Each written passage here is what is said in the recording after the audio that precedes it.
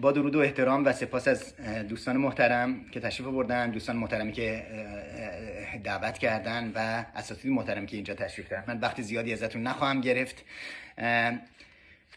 تو این چند هفته گذشته که دوستان منو تگ کرده بودن و خیلی زحمت کشیده بودن و خیلی زیاد تگ کرده بودن راجب این همایش، جالب بود که هر از گاهی نگاه میکردم به کسانی که زحمت کشیده بودن و تو صفحاتشون بسیار زیاد چیزی که کاملا قابل توجه بود واسه من، این تزیینات و اشیایی که تو فضاهایی که گذاشته بودن بود.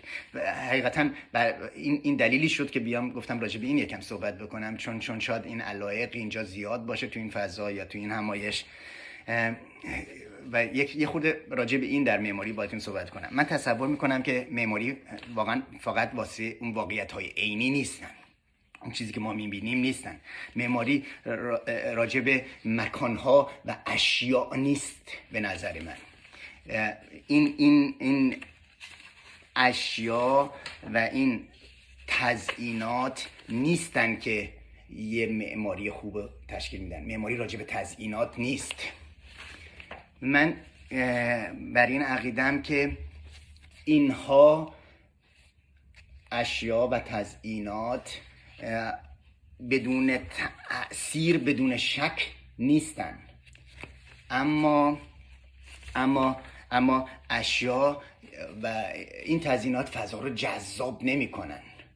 یعنی شما وقتی که توی یه فضا هستید یا یه جایی هستید و میگن اتمسفر فضاش خیلی خوب بود.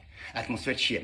اتمسفر یک کلمه یونانیه که به معنی مه، به معنی بخار یا یه چیزی که شما نمیبینید، نمیدونید و نمیبینید شاید، ولی هستش و این احساس رو دارید. پس این اتمسفر فضای بسیار بسیار مهمه. خب چه چیزی باعث این میشه که یه اتمسفر یه فضا خوب بشه؟ به نظر من پارامترهای غیر مادی هن. اینا چیزایی هستن که به اشیا و تزیینات نیستن که باعث بی بدیل شدن، باعث خوب بودن این فضا میشن و بسیار نقش مهمی دارن این پارامترهایی که مادی نیستن. به نظر مثل این که یکم راحت‌تر بخوام صحبت بکنم، مثل این که زمانی که شما عاشق میشید، وقتی که عاشق میشید چه حسی دارید؟ اون اتمسفری که زمان عاشقی شما احساس میکنید، احساساتی که شما دارید در زمان عاشقی و اون اتمسفر اون فضای شما یه سری فکر میکنم توی اون زمانی که عاشق هستید چه چیزایی، چه پارامترهای مهم هستن. دقیقاً اینا در فضا به نظر من مهم هستن، مثل هوا، مثل عطر و بو. جایی که شما میرید، کسی که شما وقتی که معشوقتون رو میبینید اصلا یه بوی دیگه احساس میکنید، یه عطر دیگه هست، اون صدای زیبایی که تو خاطره شما میمونه، اون آهنگ بسیار زیبایی که بدونی که اصلا آهنگ باشه، نوری که در اون فضا هست، اون نور باعث خاطراتی میشه که بعدن شما خیلی باهاش میرید جلو. رنگ، زمان. من اینجا دارم 5 دقیقه صحبت میکنم، سردرد میگیرید، بعد 10 دقیقه 15 دقیقه که حرف بزنم سردرد میگیرید، احتیاج دارید یه قهوه بخورید یا یه چایی بخورید، یه لیوان آب احتیاج دارید، نمیتونید بشینید. ولی وقتی که با معشوقتون هستید، زمان میشینید 5 ساعت باش میشینید حرف میزنید و هیچ احساسی، هیچی، اصلا زمان حس نمیکنید، فکر میکنید 3 دقیقه گذشته. چطور یه فضایی رو طراحی بکنه، چطور کاری و معمار انجام بده که زمان اصلا متوجه زمان آدم نشه. دما، شما تو سردترین جا برید یا گرمترین جا برید، وقتی که با معشوقتون هستید بهترین دماست واسهتون. چطور یه فضایی رو طراحی بکنید، یه کاری انجام بدید که این دما و این فضا باعث بشه که شما مثل زمان عاشق شدنتون اینجوری فراموش بکنید. حرکت هایی که انجام میدید، رمز و رازهایی که میمونه از این زمان، از اون محل ملاقات، از اون محلی که دارید زندگی میکنید، از اون محلی که دارید کار میکنید، اون خاطراتی که میذارن، چطور رموز وقتی که عاشق میشید چقدر رمزها دارید واسه خودتون. اینا پارامترهای غیر مادی هستن که فکر میکنم واسه یه فضا در معماری بسیار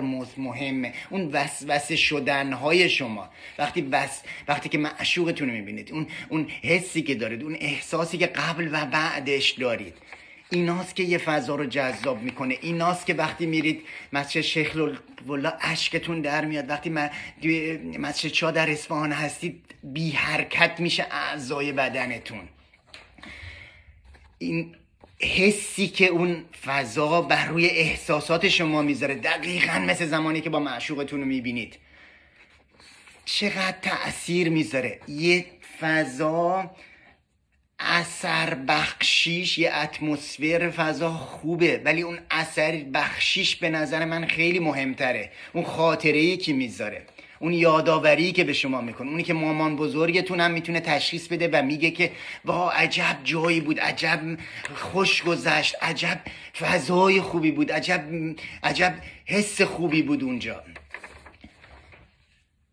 اثر بخشی یه فضا فکر میکنم به نظر من خیلی خیلی مهمتر از خود فضا میتونه باشه. حتی چطور این اثر بخشی، چه کار بکنیم، به نظر من این پارامترهایی که عرض کردم خدمتتون بسیار مهم هست در معماری و بسیار تأثیرگذار هستن و اثری که میذارن بر روی شخص.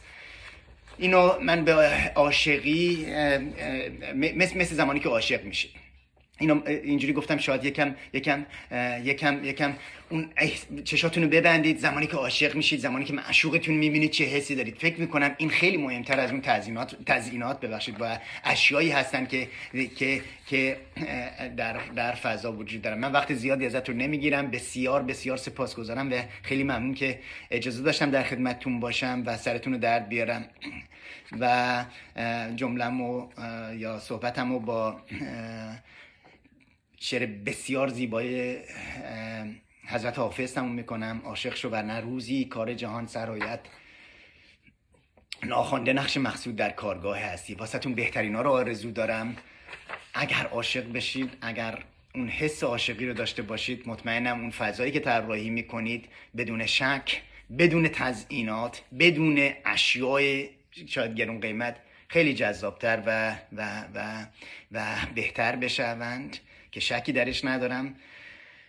روزتون بخیر، با بهترین ها و آرزوی سلامتی تو این دوران سخت واسه همه شما عزیزان و خانواده‌های محترمتون. روزتون خوش و ایام به کامتون.